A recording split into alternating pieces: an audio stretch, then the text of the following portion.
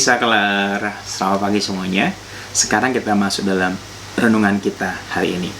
Adapun renungan kita hari ini terambil dari kitab 2 Samuel, pasal yang ke-23, ayat yang ke-16. Saya bacakan buat teman-teman semuanya.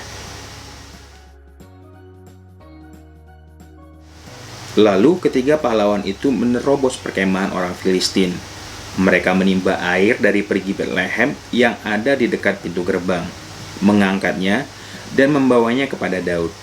Tetapi Daud tidak mau meminumnya, melainkan mempersembahkannya sebagai korban curahan kepada Tuhan. Nats yang barusan kita baca terambil dari kitab 2 Samuel pasal yang ke-23 dengan judul perikop Pahlawan-Pahlawan Daud. Jadi pada perikop ini diceritakan selain daftar para pahlawan-pahlawan atau perwira-perwira yang dimiliki oleh Raja Daud, diceritakan ada sebuah kejadian di mana orang Israel sedang terdesak sehingga mereka harus pergi ke daerah Gua Adulam, sedangkan Bethlehem atau kota orang Israel sedang di bawah penguasaan orang Filistin. Dan timbullah keinginan hati Daud untuk menikmati air yang ada di perigi Bethlehem. Dan dia berkata, sekiranya ada orang yang menimbakan air dari pergi Bethlehem, aku ingin sekali meminumnya. Dan hal ini didengar oleh 3 dari antara para perwira-perwira Daud ini. Dan tanpa pemberitahuan Daud, ketiga orang ini pergi menerobos pasukan-pasukan yang ada di sana, pasukan-pasukan Filistin, dan menimba air di sana dan memberikannya kepada Daud. Dan melihat hal ini, Daud ini bersyukur sekaligus terharu dan juga takut, dan mengatakan dia tidak mau minum air tersebut, dan akhirnya air tersebut itu dicurahkan sebagai korban curahan kepada Tuhan, karena Daud menganggap air tersebut itu setara dengan darah ketiga orang tersebut, karena memang ketiga orang tersebut ini mempertaruhkan nyawanya hanya untuk sekedar mengambil air yang diingini oleh Daud yang ada di perigi Bethlehem. Pelajaran apa yang kita bisa lihat di sini adalah bagaimana Daud ini sangat dikasihi oleh orang-orangnya, oleh tentara-tentara, oleh perwira-perwiranya, sampai-sampai mereka berani bertaruh nyawa untuk sekedar memberikan sesuatu kepada Daud, untuk memenuhi keinginan Raja Daud, walaupun mereka tidak diperintah oleh Raja Daud. Jadi perwira-perwira Daud ini memiliki paradigma bahwa mereka mengasihi Daud dan mereka ingin selalu memberikan yang terbaik bagi Daud. Bayangin, Daud ini seharusnya sangat bersukacita dan sangat bergembira sekali, bersukacita sekali karena dia dikelilingi orang-orang yang mengasihinya. Tapi setelah menerima ini, tetapi dari mana Raja Daud memiliki orang-orang yang berdedikasi tinggi? Dari mana Daud ini memiliki orang-orang yang mengasihi dia dengan sungguh-sungguh? Tentu saja hal ini tidak lahir begitu saja. Tentu saja hal ini dihasilkan dari pergaulan antara Daud dengan orang-orangnya. Dan kita melihat bagaimana Raja Daud ini, kalau bisa dibilang Raja Daud ini adalah jenderal lapangan. Kita melihat bahwa Daud ini ketika dia berperang, ketika dia memerintahkan sesuatu, dia nggak cuma memerintahkan, tapi juga melakukan dan mengeksekusi.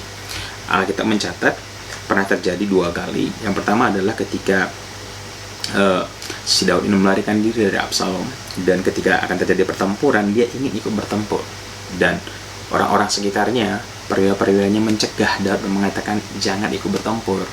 Nanti kalau misalnya Raja Daud mati, ya udah, kita kehilangan semangat, kita kehilangan harapan. Dan kesempatan yang lain adalah ketika suatu hari Daud ini menghadapi orang Filistin, dan waktu itu Daud ini hampir saja mati, dan untungnya diselamatkan oleh Abisai. Dan semenjak kejadian itu juga, tentara-tentaranya, orang-orang di sekitar Daud ini sangat melarang Daud untuk pergi berperang. Ya, jadi kita mencatat 2 kali orang-orang tentara-tentara atau perwira-perwiranya itu melarang Daud untuk pergi ikut berperang. Kenapa? Karena mereka sangat mengasihi Raja Daud. Mereka tidak mau Raja Daud ini terluka.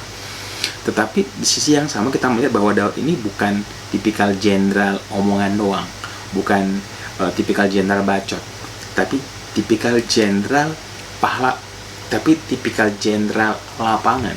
Dia itu nggak cuma suka memberikan perintah, tapi dia memberikan contoh, maju di depan untuk menjadi inspirasi bagi anak-anak buahnya.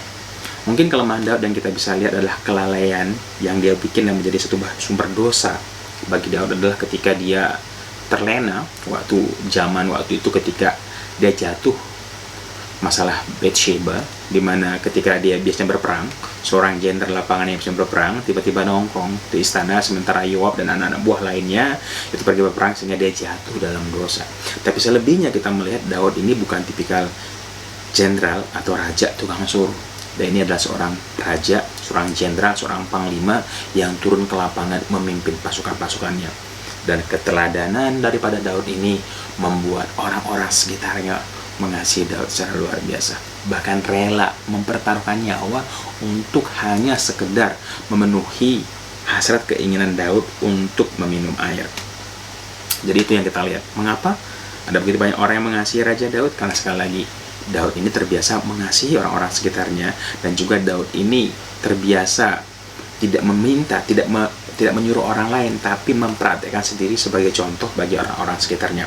Jadi kita bisa melihat bahwa Raja Daud adalah seorang jenderal lapangan. Tetapi hal apa yang kita bisa pelajari juga ketika Raja Daud ini mencurahkan air tersebut sebagai korban curahan kepada Tuhan dan tidak meminumnya. Kita melihat bahwa Raja Daud ini adalah seorang raja yang sangat mengasihi Tuhan. Jadi Raja Daud ini selalu berusaha untuk memberikan yang terbaik yang ia punya kepada Tuhan. Ya, air yang diambil dari perigi Bethlehem yang sangat dia ingini itu, yang diambil dengan mempertaruhkan nyawa 3 orang perwiranya, ya, itu tidak diminum oleh Raja Daud, tapi dicurahkan kepada Tuhan. Artinya begini, Daud mengambil semua yang terbaik yang dia miliki pada momen itu dan memberikannya kepada Tuhan. Dan ini juga menjadi faktor lain mengapa orang-orang sekitarnya Daud ini sangat mengasihi Daud, karena Daud ini selalu memberikan yang terbaik kepada Tuhan. Apa yang kita pelajari di sini? Yang kita pelajari adalah ketika kita memiliki kemampuan untuk memberi yang terbaik kepada Tuhan, men-treat Tuhan dengan cara yang terbaik, maka pada saat yang bersamaan kita juga akan memiliki kemampuan untuk memberi yang terbaik buat orang-orang sekitar kita, men-treat orang-orang sekitar kita dengan cara yang terbaik. Ya, jadi saya ulangi, ketika kita memiliki kemampuan untuk men-treat atau memberikan yang terbaik bagi Tuhan, maka pada waktu yang bersamaan kita juga akan memiliki kemampuan untuk men-treat atau memperlakukan orang-orang sekitar kita dengan baik. Dan sebagai akibatnya adalah baik Tuhan, baik orang-orang sekitar Daud selalu memberikan yang terbaik bagi Daud.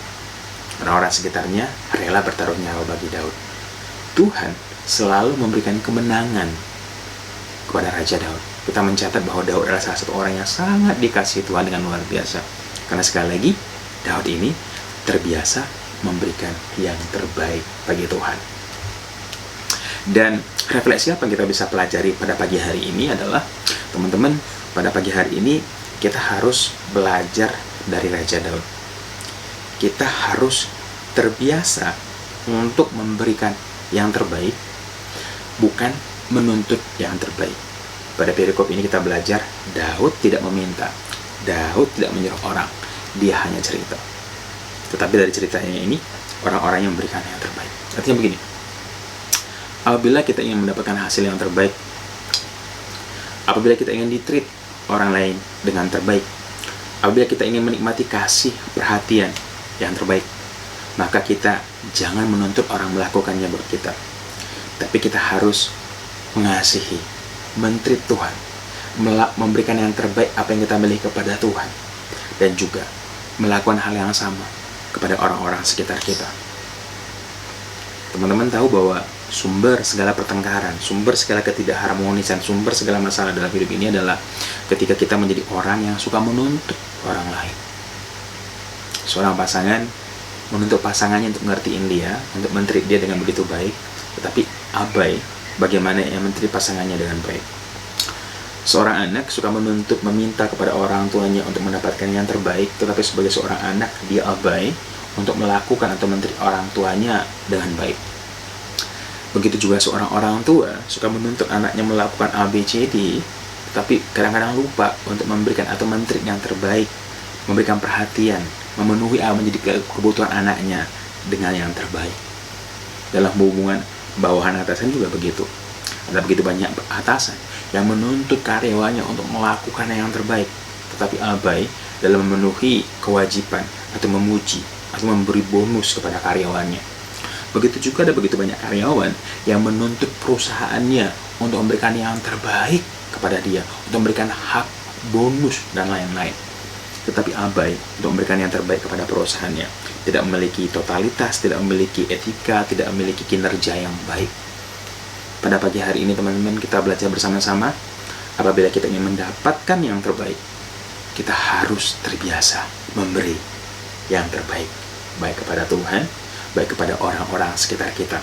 Kemampuan kita memberi, men-treat Tuhan dengan cara yang terbaik, memberi, men-treat orang-orang sekitar kita dengan cara yang terbaik, akan menghasilkan di mana baik Tuhan, baik orang-orang sekitar kita akan memberikan yang terbaik bagi kita. So, itu dia buat renungan kita hari ini teman-teman. Tetap semangat baca Alkitabnya dan baca Alkitab kita secara utuh dan menyeluruh. Sampai ketemu besok di saat kelar hari yang ke-96. Tuhan Yesus memberkati kita semuanya. Dadah.